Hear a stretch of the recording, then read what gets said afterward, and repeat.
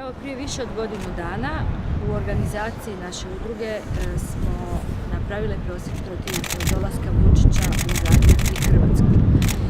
I s tim prosvjedom mogu kazati da je krenulo jedno okupljanje i zajedništvo hrvatskog naroda kojemu je u ovom trenutku ugroze hrvatske domovine jako potrebno.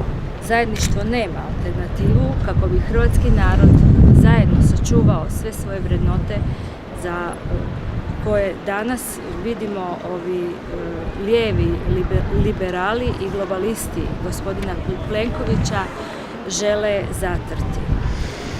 Dalje,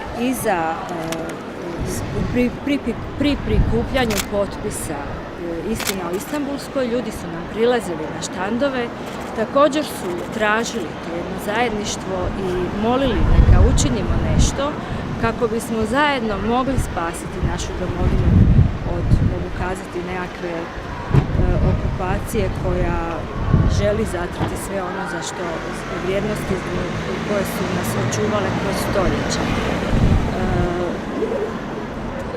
Evo, mi smo, dakle, tada već, to je bio jedan znak i početak našeg okupljanja i danas smo tu u Hrvatskim suverenistima i vjerujemo da će hrvatski narod nas prepoznati i da će shvatiti o čemu se radi.